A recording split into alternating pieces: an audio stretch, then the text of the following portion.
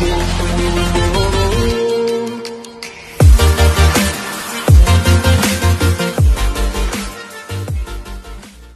lagi bersama saya Agung Surya Gumelar dalam sesi Beyond Education, podcast yang selalu mulu ya dari kemarin, podcast yang setiap hari memberikan manfaat dan memberikan sebuah wawasan terbaru kepada anak, orang tua dan masyarakat bersama Pak Doni.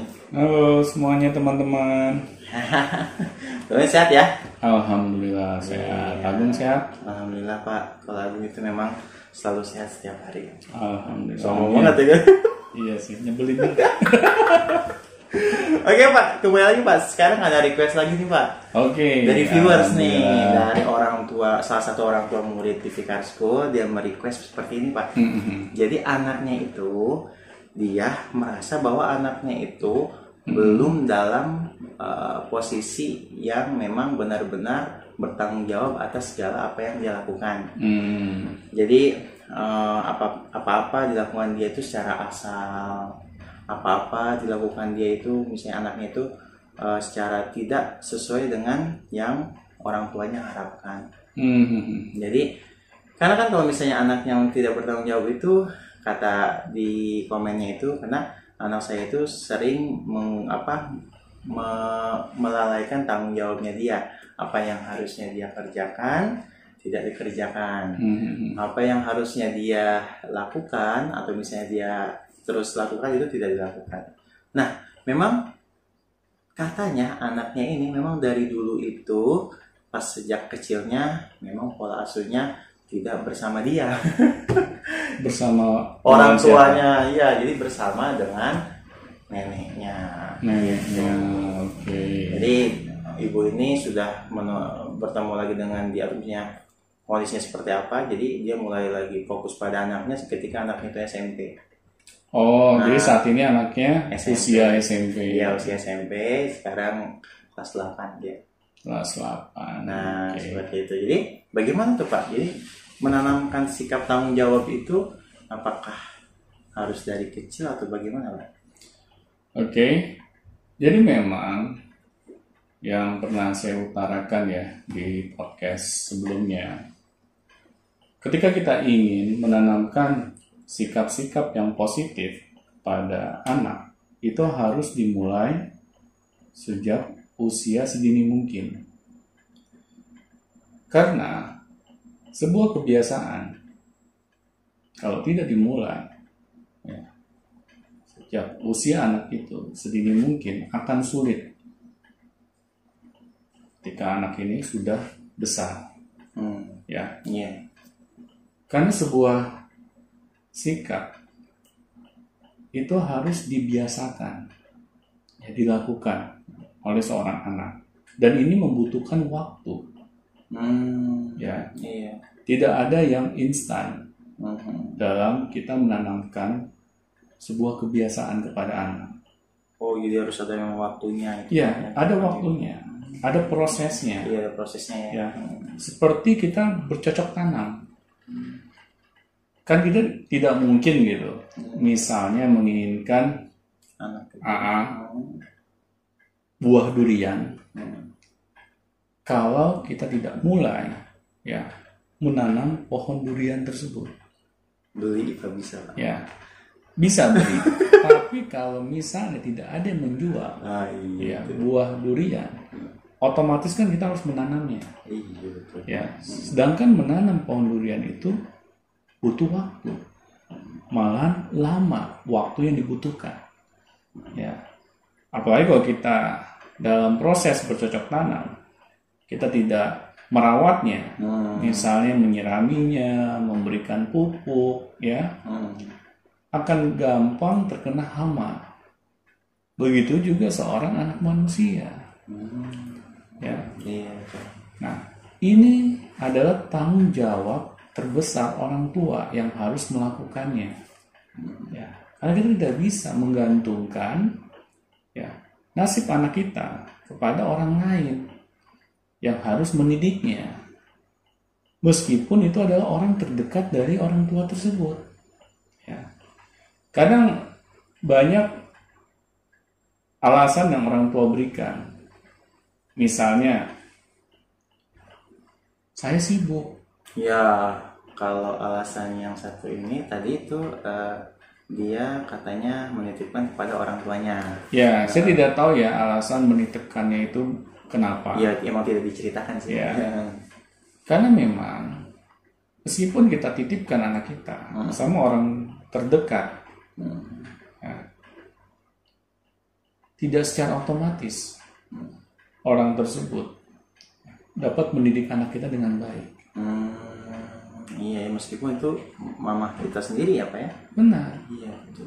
Karena anak yang lahir dari rahim kita pasti lebih memiliki ikatan batin itu kepada orang tuanya, ya, dibandingkan orang lain, meskipun dia orang terdekat dari kita. Nah, disinilah yang harus kita perhatikan. Tetapi kalau sudah terlanjur seperti saat ini, ya, kita jangan sampai ada hal di dalam otak kita mengatakan kata terlambat. Ya, kita harus buang jauh-jauh kata terlambat tersebut. Iya, kadang kan putus asa juga ya. Saya bisa memahami bahwa orang tua merasakan kegalauan dalam menghadapi anaknya. Kok anak saya ini sulit untuk bertanggung jawab dalam kehidupannya, meskipun hal yang terkecil aja. Dia misalnya masa bodoh, ya, tidak peduli, ya. Ya sudah, kalau keadaannya seperti itu, ya. Sekarang pertanyaannya, langkah apa yang mau kita ambil? Iya, dengan kondisi seperti dengan kondisi seperti itu. Iya. Nah, disinilah kita harus bijaksana gitu.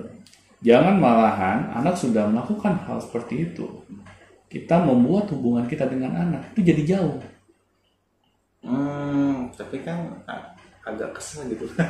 Mungkin wajar. Yang namanya rasa kesel, ya. Iya, itu manusiawi. Benar-benar. Ya, tapi yang penting kita jangan sampai gampang menyerah dengan keadaan.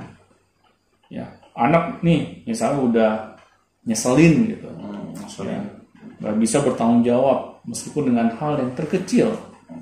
Terus kita malah marahin anak. Kita tunjukkan gitu rasa ketidaksukaan kita ke anak, ya. Padahal kita tidak, sejak anak itu kecil kita membersamai mereka. Ya, kalau kita menyadari hal itu, ya, tapi sikap kita bukannya malah menyadari itu bagian dari kesalahan kita, ya, malah kita nyalain si anak, akhirnya tidak mungkin hal yang baik itu akan terjadi, gitu. Perubahan yang baik itu akan terjadi. Ya. Nah, di sini kita harus mau menyadari dulu bahwa itu bagian dari kesalahan yang kita perbuat. Nah, setelah itu jelaskan ke anak bahwa saya sebagai orang tua menyadari, saya tidak, sejak kamu kecil saya membersamai kamu. Ya.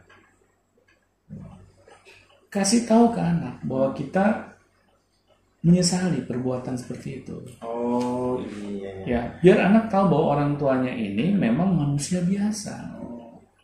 Iya, kadang kan orang tua segan ya Pak untuk melakukan hal itu gitu. Karena kan dia anak kita, masa sih kita harus minta maaf sama dia? Nah, ini hal yang menurut saya ya aneh tapi nyata. Iya, jadi kayak orang tua tuh nggak pernah salah gitu ya. Nah, ini yang sikap yang harus kita perbaiki sebagai orang tua. Tidak mungkin orang tua luput dari kesalahan. Iya. Ya, even saya pribadi, gitu. Saya pernah melakukan kesalahan kepada anak. Ya, misalnya saya dengan emosi gitu memarahi anak. Ya, tetapi tidak membutuhkan waktu lama untuk saya meminta maaf kepada anak saya. Iya, yang asing gitu ya. Iya, saya jelaskan ke anak. Nah, ayah minta maaf. Tadi ayah sedikit emosi sama kamu. Ya, ayah tadi kilaf. Ya, Anda mau kan maafin ayah? saya sebutkan kata-kata itu. Saya nggak gengsi untuk mengucapkan hal tersebut. Iya, harusnya seperti itu. Benar, ya itu menurut saya tidak ada kata terlambat. Jangan sampai mindset itu ada di kepala kita. Iya, betul. Karena kalau kita sendiri aja pesimis, ya kita sendiri aja putus asa, ya bagaimana dengan anak? Sedangkan orang tua mau nggak mau itu menjadi role model bagi anak. Ya. Iya. Nah, kita harus menyadari hal itu gitu. Yang tadi dulu kita harus sadar dulu ya terkait kesalahan kitanya kita. Dulu yang sadar. Jangan kita pengen harus sadar, kitanya sendiri belum sadar gitu. Ya. Itu seperti kita berharap pohon mangga ya menghasilkan buah durian. Iya betul ya, posisi Kan nggak mungkin gitu. Iya. Ya pasti pohon mangga menghasilkan buah mangga. Iya, jadi yang dulunya kita salah pasti hasilnya pun salah gitu ya. Iya. Karena selalu apapun itu ada kronologisnya. Nah, setelah menyadari itu apa yang harus dilakukan orang tua, Pak? Kalau kita sudah menyadari, terus tadi minta maaf sama anak gitu. Ya kita minta maaf ke anak. Karena kan jauh gitu. Iya. Kita kasih tahu ke anak bahwa orang tua itu bukannya ingin memisahkan anak dengan kita sebagai orang tua, tapi karena kondisi lah, misalnya kondisi pekerjaan atau situasi dan kondisinya harus seperti itu, ya kita akui ke anak. Ya betul. Nanti anak juga menyadari gitu, bukan karena orang tuanya sengaja gitu ingin menjauhkan anak dengan orang tua, tapi karena situasi dan kondisi yang tidak memungkinkan. Anak juga akan paham, ya. Apalagi kalau kita sebagai orang tua mau meminta maaf. Anak SMP udah paham ya, Pak? Yakin saya. Jangan anak SMP, anak SD juga akan paham. Oh, iya. Ya tapi kita dengan bahasa yang mereka pahami.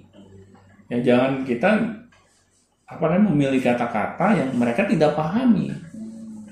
Ya karena orang dewasa aja ya, sesama orang dewasa berbicara bisa jadi salah satu nggak paham. Ya karena pilihan kata-kata kita tidak dipahami oleh lawan bicara kita. Ya, jadi itu suatu hal yang lumrah. Ya apalagi ke anak. Pilihlah kata-kata yang anak-anak kita ini pahami. Jangan kata-kata yang meribetkan gitu ya. Benar. Dan kita ngomong ke anak dengan rumus fisika. Ya.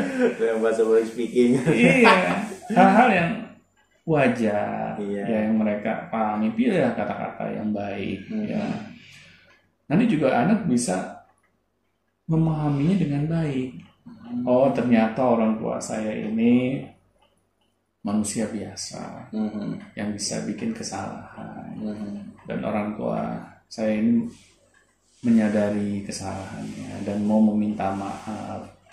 Ya, saya sebagai anak juga harus sadar diri juga. Masa sih orang tua saya sudah mengakui nih kesalahannya, saya juga tidak mau mengakui kesalahan saya. Ya, pastikan itu anak paham. Ya, tapi kalau anak belum paham juga, ya kita yang sabar. Ya itu ya. Ya, jangan kita ingin anak kita sabar, kitanya nggak mau sabar. Kan lucu itu. Iya sih, yang aku sih lebih ke arah anaknya itu tidak paham sih, karena kan orang tua biasanya ya kalau misalnya dia baru pertama kali datang gitu, terus tiba-tiba ngeliat anaknya nggak bertanggung jawab, terus tiba-tiba komplain kepada anaknya, mungkin memang anaknya juga apaan sih? Itu yang tidak adil bagi anak. Iya, kayak apaan sih? Gue datang gitu kan, tiba-tiba marah-marah, marahin saya, bla bla bla gitu kan? Iya. Gitu. Iya kayak gitu. Itu tidak boleh kita lakukan. Seharusnya kita lah yang lebih dewasa dalam menyikapi permasalahan itu. Ya. Asal kita pengen anak kita yang dewasa. Sedangkan secara umur aja, siapa sih yang lebih tua? Iya benar. Ya. Seharusnya kita dong sebagai orang tua yang sudah memiliki jam terbang ya daripada anak. Kita lah yang harus bijaksana menyikapinya. Nanti insya Allah anak juga akan menyadari kesalahannya. Dengan kebaikan gitu ya, bukan marah-marah atau tiba-tiba mainin anak gitu. Ya karena apapun yang kita ucapkan, kalau itu bukan ucapan yang baik, pasti feedbacknya juga tidak baik. Nah, tinggal kita pilih mau yang mana. Ya. Nah, alangkah bijaknya kalau sebagai orang tua ya, kita melihat nih anak kita salah, ya kita koreksi diri kita dulu. Ya. Langkah apa nih yang sudah salah kita lakukan? Nah, setelah kita evaluasi dan pastinya ada langkah yang salah yang kita lakukan, ya kita mau memperbaiki itu. Ya. Jadi setelah evaluasi terus berkomunikasi dengan anak terkait minta maaf juga, terus selanjutnya memperbaiki agar dia hubungan. Nah, bagaimana cara membuat anak itu mulai menyadari tanggung jawabnya, Pak? Itu akan butuh waktu, ya secara bertahap gitu. Anak mulai menyadari. Nah, kita sebagai orang tua beritahukan ke anak harapan kita kepada mereka, ya mengenai rasa tanggung jawab ini. Ini next stepnya ya? Iya. Dan itu juga harus dilakukan secara bertahap, ya. Tidak bisa kita ngomong ke anak nih, ayah, bunda minta maaf dulu salah. Sekarang kamu berubah. Ya nggak bisa, emangnya Satria Baja Hitam gitu kan. Butuh waktu gitu. Ajarkan tanggung jawab itu seperti apa, mengemban tanggung jawab itu seperti apa, agar anak memiliki database apa yang harus mereka lakukan. Nah, tetapi ketika anak belum melakukan hal tersebut, kitanya sabar, kita temani anak sampai mereka paham. Ya, tapi sabar juga jangan ada kosakata di kepala kita. Ada batasnya gitu. Ya. Itu kita tidak boleh. Saya sabar kalau sampai 3 kali anak itu melakukan, kesabaran saya hilang. Ya nggak boleh seperti itu. Ini kan anak yang lahir dari rahim kita. Masa kita hitung-hitungan waktu? Ya, sama orang lain aja kita bisa sabar. Masa sama anak sendiri kita nggak bisa sabar? Ya, kita harus sabar. Tapi bukan berarti ya kita nggak marahin anak itu nggak sabar, beda. Kalau marah yang tertata kata-katanya, ya, dan niat kita untuk memperbaiki sikap anak kita, itu saya perbolehkan. Tapi kalau marah karena kita kesal, ya, atau kita benci, nah itu yang saya tidak memperbolehkannya. Iya, tuh kita misalnya dendam gitu. Dendam, karena pasti kalau kita niatnya salah, kata-kata yang kita ucapkan juga salah. Ya. Nah ini yang harus kita pahami sebagai orang tua. Iya seperti itu ya Pak ya. Kalau misalnya dari kecil Pak dan kondisinya memang kita memang harus sabar ketika menanamkan sebuah sikap yang baik gitu, entah itu mandiri atau tanggung jawab. Nah, yang tanggung jawab ini kira-kira kalau misalnya anak itu masih kecil apa nih yang bisa kita lakukan untuk agar dia itu terbiasa dengan tanggung jawab? Apakah dikasih tugas atau gimana Pak? Ya hal yang dipahami anak tersebut dulu. Ya, misalnya anak ini masih usianya anak-anak. Ya, SD lah. SD kelas 1. Kelas 1. Sampai 6 lah gitu ya. Misalnya kita beri tugas ya kepada anak tersebut. Ya, kamu kalau sudah bermain, ya alat mainan kamu taruh pada tempatnya. Ya. Seperti itu ya Pak. Ajarkan ke anak. Ya, bagaimana sih sikap yang rapih itu, ya, biar anak juga paham kalau mereka melakukannya. Tapi kalau kita tidak ajarkan, ya, misalnya menaruh barang pada tempatnya, terus anak hanya kita marah-marahi aja, supaya mereka rapi, ya bagaimana anak itu bisa rapi gitu? Oh, berarti tanggung jawab itu kita ajarkan dulu konsepnya dulu gitu ya. Konsepnya, dan contohkan biar anak itu paham. Jadi segala sikap baik itu harus dicontohkan. Ya nggak mungkin kan anak belum punya database, terus tiba-tiba anak itu saking jeniusnya gitu, tiba-tiba bisa melakukannya. Itu berarti anak ajaib. Ya. Nah di sini orang tua harus mau menanamkan sikap-sikap yang baik itu seperti apa. Ya, etika itu seperti apa? Itu contohkan agar anak bisa memahaminya dan mengimplementasikan.